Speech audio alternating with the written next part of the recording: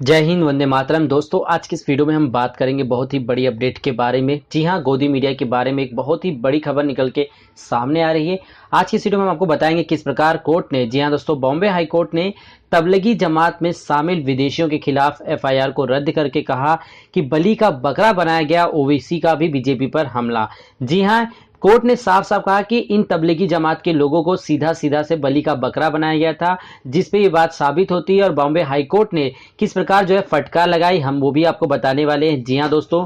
हम बात करें, बॉम्बे हाई कोर्ट ने रद्द की तबलीगी जमात में शामिल लोगों के खिलाफ दर्ज एफआईआर। कोर्ट ने प्रोपेगेंडा के लिए मीडिया को लगाई फटकार, कहा बलि का बकरा बनाया। जी हां, गोदी मीडिया लगातार न्यूज चैनल पे आपने डिबेट देखे होंगे, चाहे गोदी मीडिया के बड़े से बड़े एजेंडा वाले हों, तमाम लोगों ने कुछ दिन, लगभग 20 से 25 दिनों तक लगातार टीवी पर एक ही न्यूज दिखाई कि तबलीगी जमात, तबलीगी जमात, तबलीगी जमात, जिसकी वजह से भारत में कोरोना का प्रसार हुआ। और इन तमाम चीजों को लेकर आखिरकार भारत सरकार की न्यायपालिका ने जो है विश्लेषण किया, और इसके बाद ये जो साबित होकर आता है कि किस प्रकार से आदेश के बाद ओवैसी का भी जो है बीजेपी पर हमला हुआ। कहा हिंसा नफरत का शिकार हुए मुस्लिम। बात करें बॉम्बे हाई कोर्ट की, औरंगाबाद बेंच ने दिल्ली के निजामुद्दीन मरकज में तबलीगी जमात मामले में देश और विदेश के जमातियों के खिलाफ दर्ज एफआईआर को रद्द कर दिया। कोर्ट ने कहा कि इस मामले में तबलीगी जमात को बलि का बकरा बनाया गया। कोर्ट ने यह भी कहा कि मीडिया को फटकार लगाते हुए कि इन लोगों को ही संक्रमण का जिम्मेदार बताने का प्रोपेगेंडा चलाया गया। किस प्रकार गोदी मीडिया लगातार उन खबरों को जो है जिक्र करती है जिसमें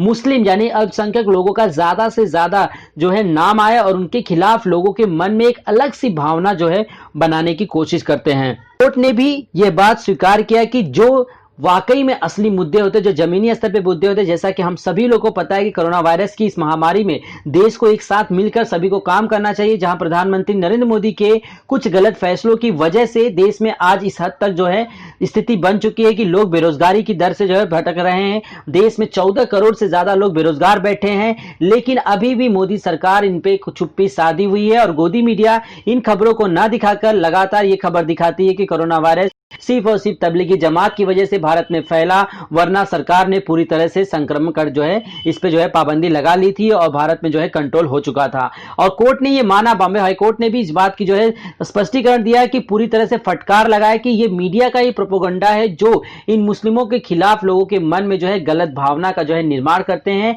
यानी सही ढंग से, जी हाँ दोस्तों, हम बात करें तो गोदी मीडिया की वजह से ही देश में आजकल हिंदू मुस्लिम डिबेट्स होती है, तबलीगी जमात के खिलाफ इनके खिलाफ बोला जाता है, आतंकवादियों को लेकर इनके खिलाफ बोला जाता है। इन तमाम मुद्दों को लेकर सिर्फ 24 घंटा आपने टीवी पे सिर्फ और सिर्फ यही बहस देखा होगा, जबकि जमीनी स्तर पर क्या मुद्दे हैं उनको लेकर ये गोदी मीडिया चुप रहती है। बात करें, जी हां दोस्तों, आज देश में बेरोजगारी के स्तर आप किस हद तक है, आप इस बात का अंदाजा लगा सकते हैं कि ताजा रिपोर्ट के अनुसार बताया जा रहा है कि भारत एकमात्र ऐसा देश है जो पूरी दुनिया में सबसे ज्यादा बेरोजगारों की संख्या लेकर चल रहा है। आप समझ सकते हैं कि किसी देश में अगर 14 करोड़ से ज्यादा बेरोजगार बैठे हैं तो उस देश की आर्थिक स्थिति क्या होगी। इसके बावजूद गोदी मीडिया लगातार प्रधानमंत्री नरेंद्र मोदी की तारीफ में पुल बांधते हुए बताता है कि किस प्रकार प्रधानमंत्री नरेंद्र मोदी के भाषणों की वजह से और उनके सही फैसलों की वजह से देश में कोरोना के जो है संक्रमण फैल नहीं पाया। और ताजा रिपोर्ट कहती है, जो अमेरिकी पत्रकार में छापा गया है, कि भारत में इस हद तक जो है कोरोना वायरस फैल चुका है कि सभी को, यानी पूरे विश्व को